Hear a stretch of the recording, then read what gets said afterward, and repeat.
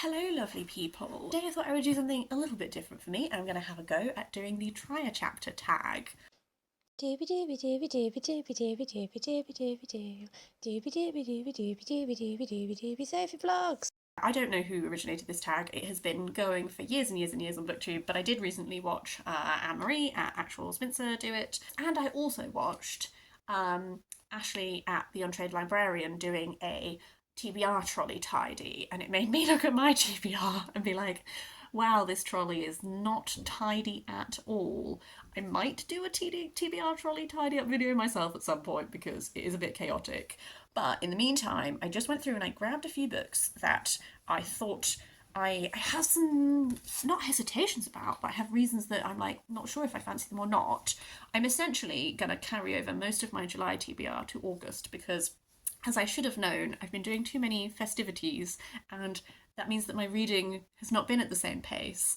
So I'm carrying a lot of that TBR across, but I also thought maybe I could add like a couple of other books to it. And I'm going to use this as the way to pick which other books I add. So let me talk you through the books. First up is another one from the pile of books that my mum has lent me. This is Murder at the Debutante Ball by C.J. Archer. It's a Cleopatra Fox mystery, book 5. This is the 5th installment. I'm assuming because my mum has lent it to me, I don't need to read the other books. But this is just like, I gather, a society sort of murder mystery kind of thing.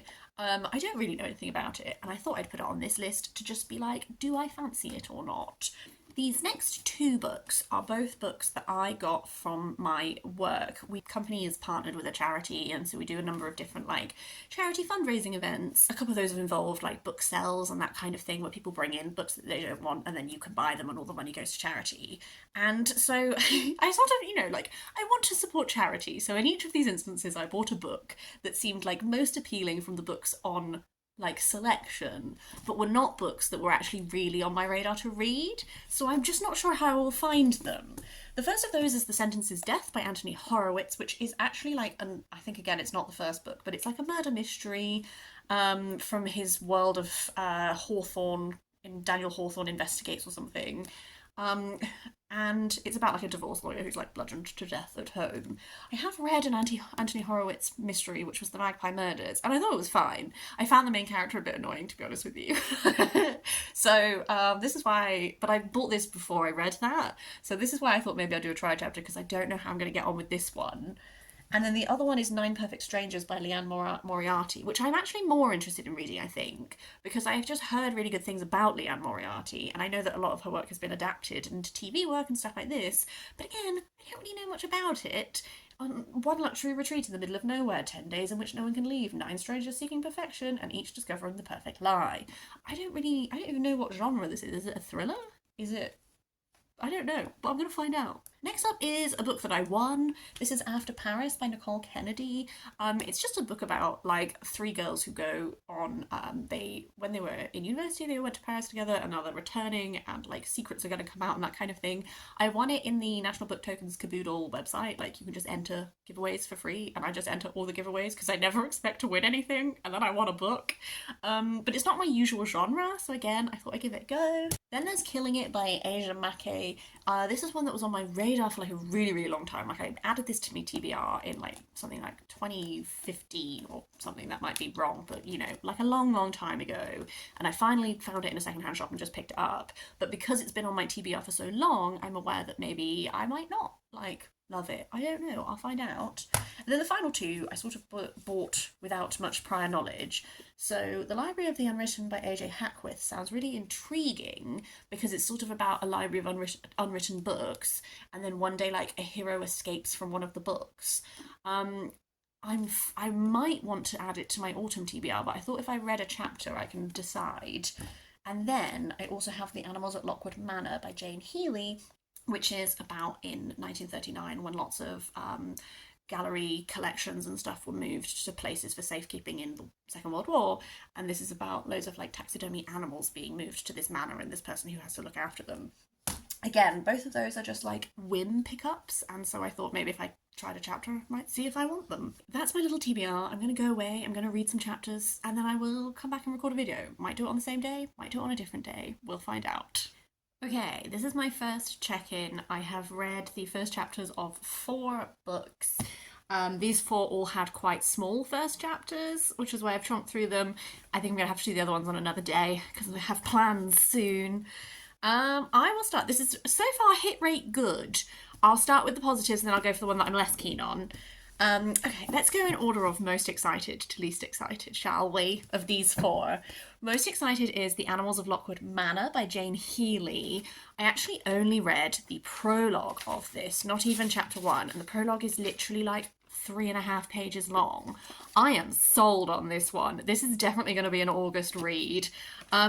I automatically was pleased by the quotation at the front, which is, "She herself is a haunted house," which is Angela Carter.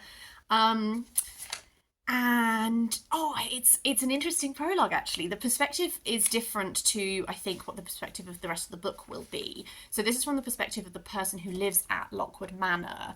And what I really liked about it is it's talking about large houses are difficult to keep an eye on, to control, my mother used to tell me, looking fraught and harried before bustling out of the room to find the housekeeper or the butler or the tweeny maid to demand a full reckoning of what was happening in the far corners of the house.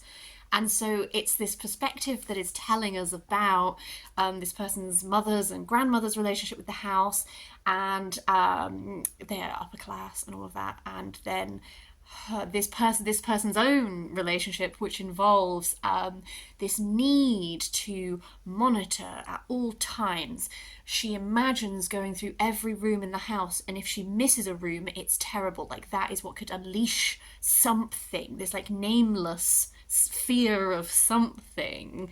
And then at the end of the prologue, it's like, but the house won't be empty any longer, because these stuffed animals from this museum are coming and they'll fill the house, and then she won't have to monitor it. Why I'm enticed by this is, one of my favourite things about like Gothic fiction is the way that houses have they are a character of their own a lot of the time, both in like really classic Gothic, like I'm thinking of like the Castle of Otranto and that kind of thing, and then also with like more modern drawing on Gothic, like Rebecca and Mandalay and all this kind of thing, like places where the building is imbued with enough force that it feels like a presence. I'm really into that. And this perspective is discussing like occurrences, like, is it silly to be constantly monitoring the house? But there's these weird occurrences that have happened that it almost feel like the result of letting it slip. And that sort of sense of like, is there something unworldly happening, or is it just you in isolation and you in like being trapped in this gigantic house, like your mind playing tricks on you? I don't know. So the rest of the chapter 1 seems to be from a different person's perspective, which I think is Hetty, who is the safekeeper of these things. But I realise on the blurb it says Hetty soon realises that perhaps London would have been safer. So I'm anticipating like mysterious happenings, this presence that is it malicious or not? I don't know, but this has super intrigued me. Definitely going to add that to the August list. The one I'm like most excited about after that is The Library of the Unwritten by AJ Hackwith. This was really exciting. I forgot that this library is based in hell when I was summing it up earlier. So it starts, again, this one had another really great first line. The first line is, "Books ran when they grew restless, when they grew unruly, or when they grew real." And that's such a good line. So this opens with Claire, who is head librarian of this unwritten book portion of this library, which is based in hell but not actually ruled by Satan, is having to chase down an escaped book character and deal with it. And there's like not like almost like a detached brutality to some of the methods that they use to put book characters back in. She's like telling herself in her head that this is not a human, this is a character, it's not real, but then the way that the character is acting is so real and very like emotive based. She has an assistant called Brevity who is a failed muse, which I think is a great concept. And then right at the end of this first chapter it becomes apparent that a book has escaped. So the books like turn into a character from it and they try and leg it. And usually the library has like things in place that stop them escaping. But in this instance, a demon is reporting to them that a book is missing. And so they have to go to the real world to track it down. And I think that's a really cool concept. This one I'm wondering about maybe saving for autumn, because if we are going to be like in a little bit hell at the edges and that kind of thing, I'm wondering if it might be a really nice like autumnal mood vibe, like a bit closer to Halloween maybe. I don't know, but definitely one that I would like to get to this year. And then the other one that I also enjoyed was Nine Perfect Strangers by Lianne Moriarty. I'm assuming that this first perspective is one of our 9 strangers. It's a guy called Yao who is a paramedic and they've been called out for this woman, and essentially like the first chapter it's like he is someone who prides himself on his mind and doing a good job as a paramedic, and then he sort of misinterprets someone's symptoms and very nearly doesn't respond in the way that this person needs, and I can see that being something that is going to haunt this character. So this is the first one that I did, and I reached the end of this chapter and I was like, oh, I still don't know what type of book this is going to be, but I'm definitely like intrigued enough because I can see how this opening event is something that this character is going to carry with them. And if it's the case that we have 9 people who are each like haunted by something and grappling with something, I think that is going to be a really intriguing setup. I might try and fit this one in August. It depends how I feel about some of the other ones, I think. So this is definitely going to be sat on my little August pile. And then if I get to in August, that's good. And then if I don't, I'll still try and get to it before the end of the year. The one that I'm not sure on is The Sentence is Death by Anthony Horowitz. The opening chapter of this one is from the perspective of a writer who is a screenwriter. So he's written an episode of this TV series that he writes for. Everything is going wrong with the filming. It's a nightmare. They're finally getting the perfect shot. And then right pulls up and ruins everything is the guy who is presumably our detective in this. I think the thing is that I do find Anthony Horowitz like very readable. I read a lot of his books when I was a child. I was a big Anthony Horowitz fan as a child. I've seen him talk actually. He did a talk in Bath when I was a tween.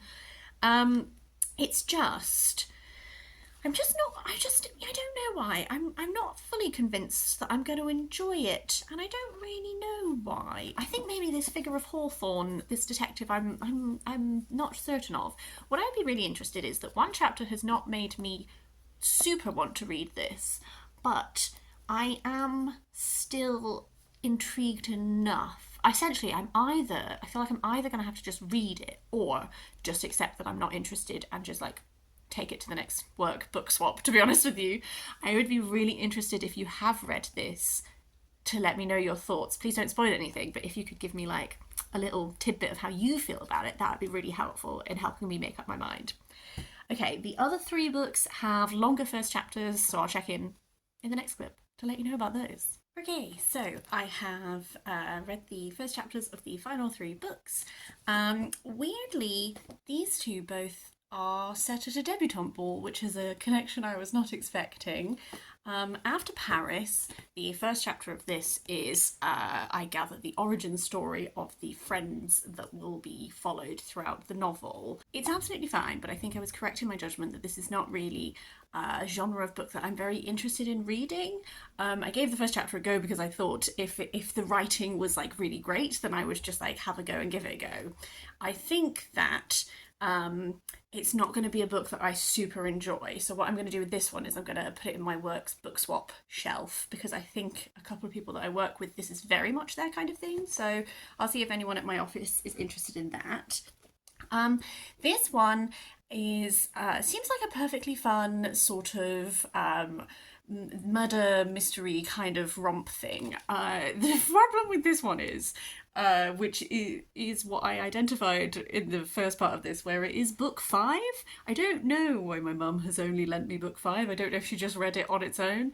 What I found with the first chapter of this is that although the writing was like perfectly fun and enjoyable, there are lots of characters referenced which presumably have meaningful backstories to them, and I don't know who they are.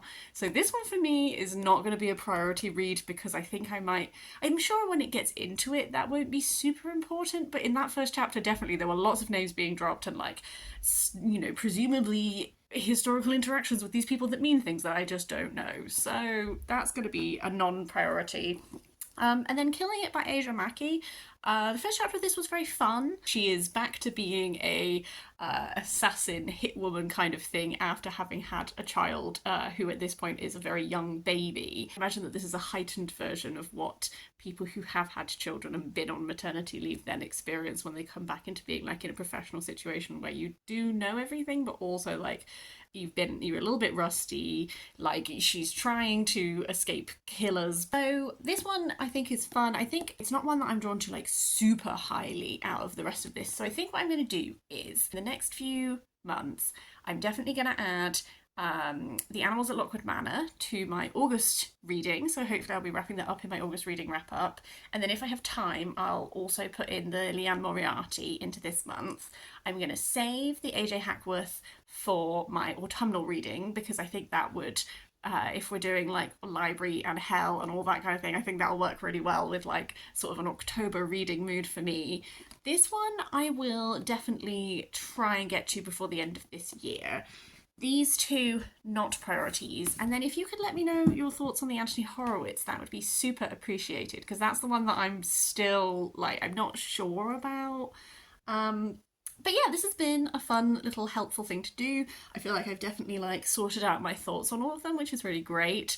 I would love to hear from you if you have read any of these. Your thoughts would be super duper appreciated. But otherwise, I'm going to get reading, and I'll see you next time for something different.